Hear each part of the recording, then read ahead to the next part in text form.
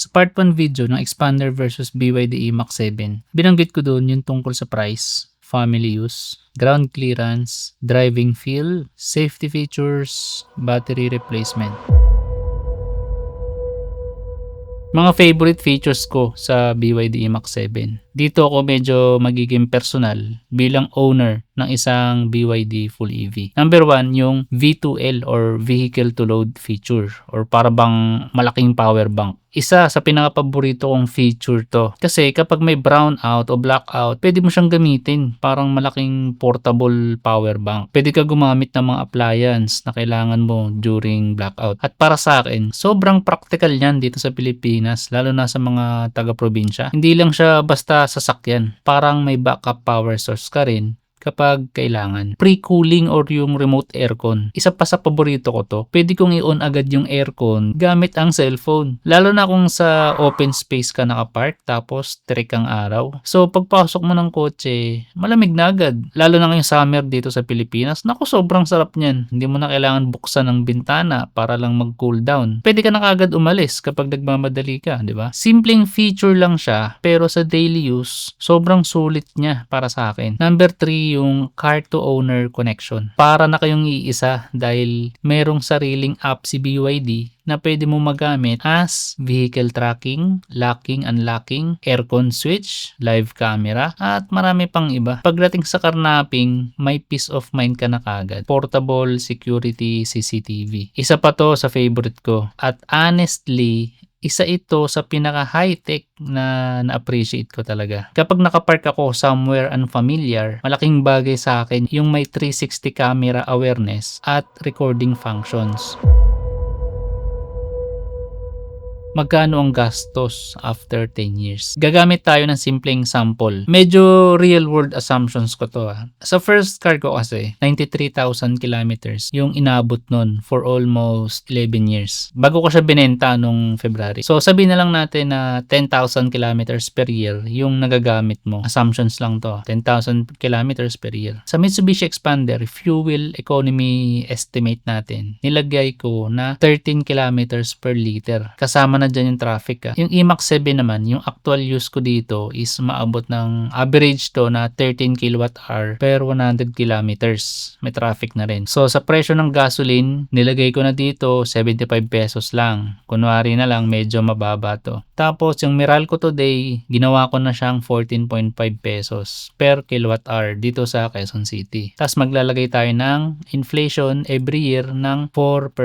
So kapag gagamitin natin yung assumptions na yan, ang Expander tumatakbo ng 10,000 kilometers per year at 13 km per liter means around 769 liters per year. Year 1, ang cost niya is 57,692 pesos. Lalagyan natin siya ng annual inflation rate ng 4% for over 10 years. Total gagastusin mo ay 692,660 pesos. Sa E-MAX 7 naman, ganun din, 10,000 kilometers per year at 13 kWh per 100 km means 1,300 kWh per year. So kung 14.5 pesos per kWh, yung year 1 natin ng electricity cost ay umaabot ng 18,850. So ganun din, 4% annual inflation over 10 years. Total electricity cost ay magiging 226,315 pesos. Paano pa kaya kung meron kang solar setup sa bahay? So, meron tayong gap na 466,000 in favor ni E-MAX 7 sa 10 taon. Pero ang point ko dito is, kapag sa bahay ka lang nagcha-charge, family use ka lang, sobrang laki ng pwede mong matipid. At gusto ko ring idagdag ito 2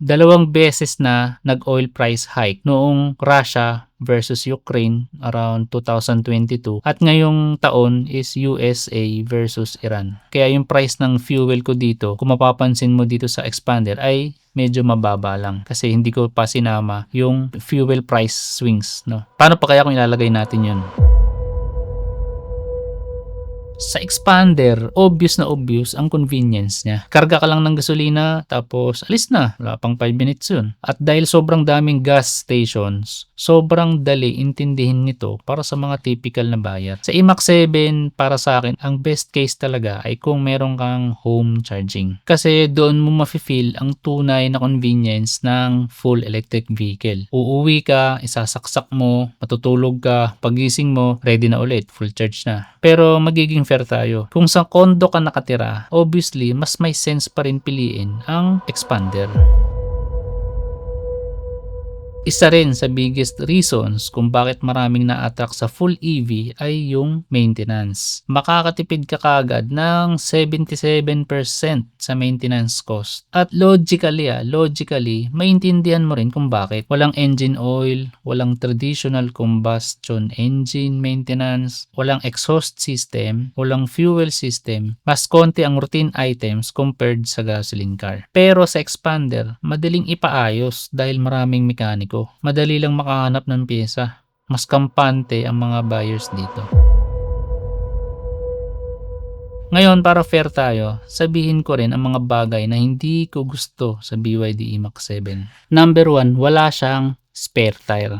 At para sa akin, real downside yan. Number 2, mas mataas ang insurance cost. Hindi ko alam kung bakit pero halos doble ang presyo ng premium ng insurance ng mga full EV compared sa mga traditional cars. Dahil siguro bago pa lang dito sa atin ang full electric. Yung premium ko ngayon dito sa E-MAX 7 ay maabot ng 50,000 sa first year. So sana sa mga susunod na taon talagang babaan nila to. Dahil sa insurance, value ang dapat tinitingnan, hindi yung kung ano yung technology niya. Number 3, mas mabilis mapudpod ang gulong ng electric vehicle. Yun nga, dahil mas mabigat ang EV, dahil sa malaking battery niya, at instant agad yung torque, may chance talaga na mas mabilis mapupudpod ang gulong. Especially kung palagi ka madiin umapak sa pedal. Mas madalas kang magpapalit ng gulong nito compared sa mga gasoline or diesel cars. So, ito yung personal buyer score table na ginawa ko. And kung mapapansin nyo dito, nanalo yung ating expander. Dahil dito yan sa ground clearance, familiarity, yun yung mga malaking factor dito Yung parts availability, yung long term. Kasi itong pang long term, sigurado kasi tayo na magtatagal siya. Itong EV kasi natin, bago pa lang Wala pa tayong actual na naka 20 years na yung kotse. Resale value lalo, tsaka yung repair cost. Sure ball tayo dito sa expander. Wala ka nang katatakutan dito. Dito kasi sa E-MAX is, yung mga bumibili talaga nito is mga risk taker talaga sila. Kung ikaw ang pipili, anong kukunin mo? BYD E-MAX 7 o yung Mitsubishi Expander? Comment mo dito sa baba at sabihin mo rin kung bakit.